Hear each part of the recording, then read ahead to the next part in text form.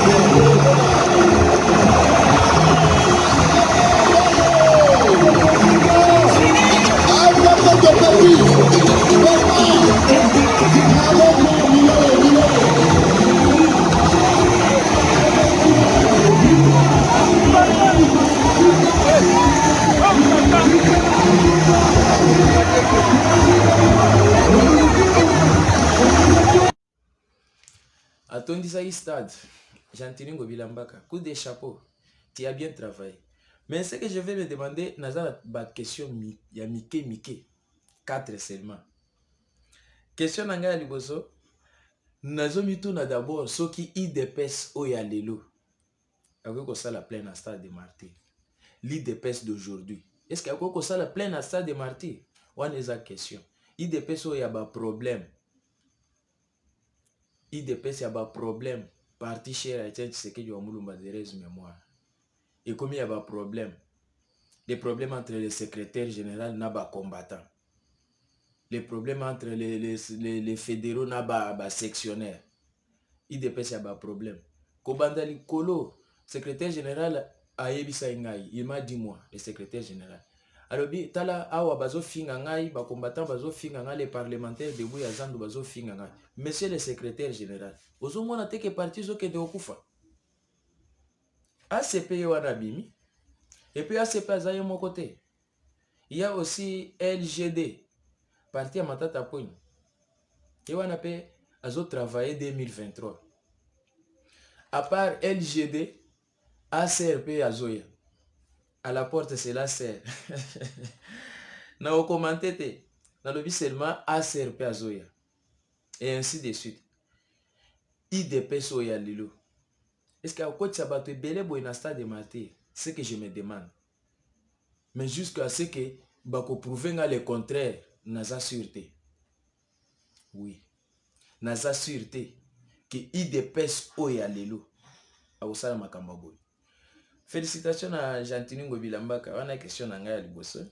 Yabi Balé et puis, nazomi tout seulement ce qui Jantini Ngobila. ACP yé pour accompagner Félix Tshisekedi na mandat naé, a accordé un deuxième mandat.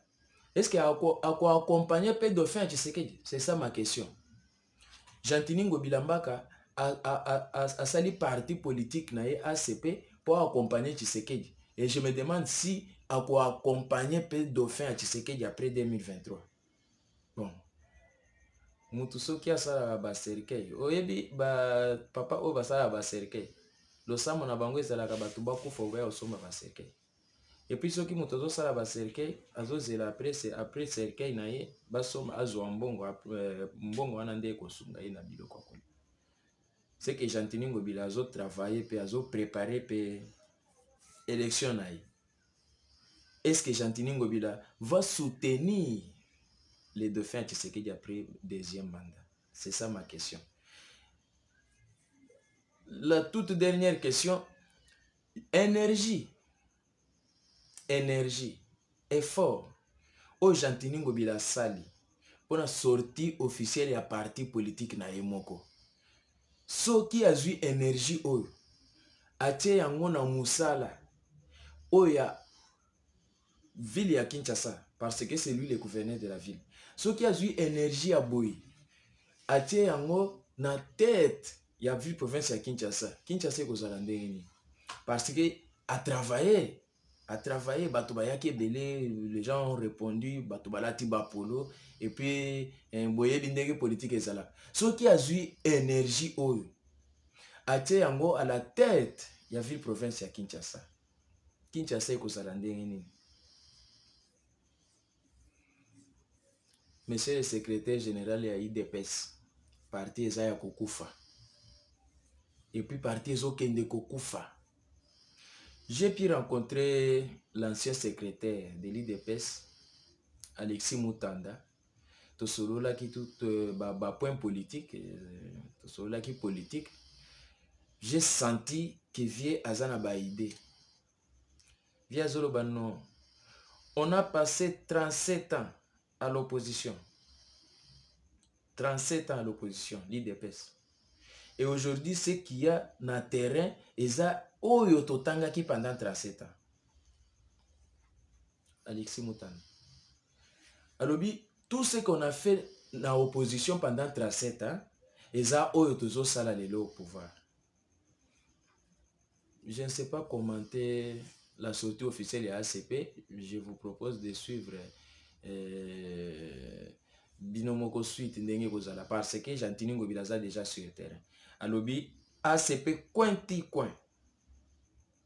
Énergie oyo atie pour la réussite il y a sortie officielle. S'il le mettait à la tête de la ville province de Kinshasa. Kinshasa Kozala Ndenge. Laissez-moi bande konangana ke nembangu mangu tolobe la réouverture. Il y a veni balabala tronçon, il y a Goma Ruchuru. Les tronçons récupérés par M23, pas par les M23, il faut dire les récupérés par les Rwandais. Il y a des jours, coup de chapeau dans la force armée congolaise, récupérer le dimanche de Bafongoli tronçon wana circulation est normale, bato bakomi koleka, basali effort, repousser Munguna akei. Circulation normale lelo na tronçon ya Goma Ruchuru suivait la déclaration d'un élément champion na biso kuna na sa République à lobby. Je vous propose de suivre.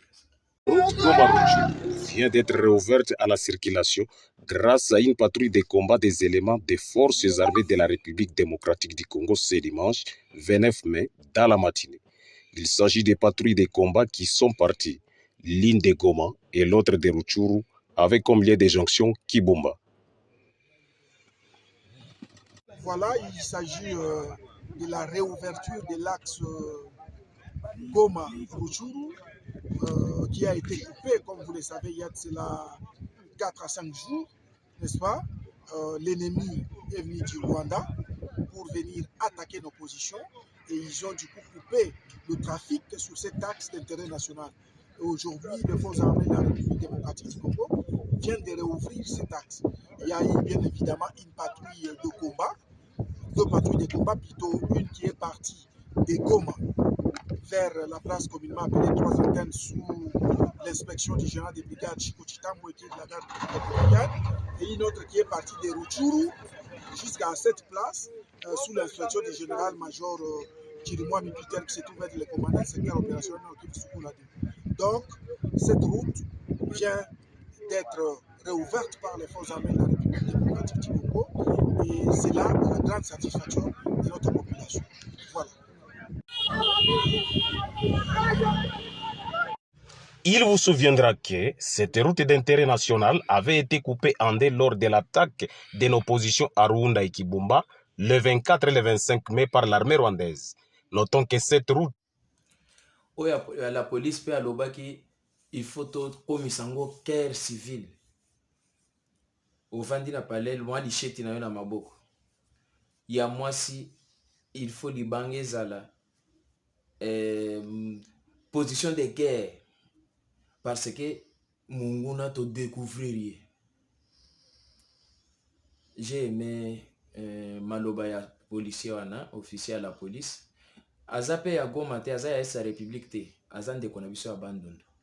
Alobi toko permettre lisusu te, toko tolérer lisusu te na ba bêtise ya boy. Pour ye, les grave, il faut bitumbe zala. Biso to ozake. Chaque fois que tu as ville, je crois que nous allons mourir là-bas. Donc, allez, madame. Yebisa mwana na yo ya mukolo, yebisa mwasi na yo, asimba machete, asimba eloko moko ya kokoba mapemu. Dokani? Guerre wane koma populaire. Omuzaka kwa matiko panso, kotila. Yebisa ndeko ya mubali, yebisa mutu nyonso, asimba lichette, asimba eloko moko kwa mamuto, guerre koma populaire. Dokani? Voilà na kuzakino tamingi te, kokende. L'air est grave. Faut tokomisango, guerre civile. Rwanda n'a même pas la superficie de la Tchango. Rwanda n'a même pas la superficie de Tchango Yangomoko. Et pourquoi ça? Paul Kagame, mon frère. Paul Kagame, mon frère. Okomiko bundisa ton frère. Les États. État d'âme. Ce que moni muto sala yo babozi azan agenda caché. Excellence, Monsieur le Président de la République, je vous demanderai de faire ce qui rentre dans vos droits, conformément aux dispositions des articles 86, 143 de la Constitution. J'espère après Conseil des ministres à vendredi, il faut aux autorisations et au Parlement au déclarer guerre. C'est selon la Constitution. Selon la Constitution, article 186, article 143. Ils ont payé chef de l'État droit à déclarer guerre parce que l'air est grave. L'air est grave, Monsieur le Président de la République. Loi ya ba Congolais kuna tolembi. Nous en avons marre. Batubakufi et koki. Pas de G. Trop c'est trop. Il faut tobundisa Rwanda. Mbote na bandeko tu ya États-Unis d'Amérique. mbote na bandeko to ya Lubumbashi, bandeko ya Kasai Oriental. Kuna je salue en passant monsieur le gouverneur de la ville province ya Kasai Oriental, Mathias Kabe ya Matiabidi, excellence yayo yango wana. André Rosier Kasonga Zongolan Kaso, bonsoir mon vieux, je vous espère tous bien. Bandeko to ya Bangatuzinde, bana Bangatuzinde, mbote na bino nyonso. Plus 243 84 26 30 656. Plus 243 84 26 30 656. Ciao, tokutani.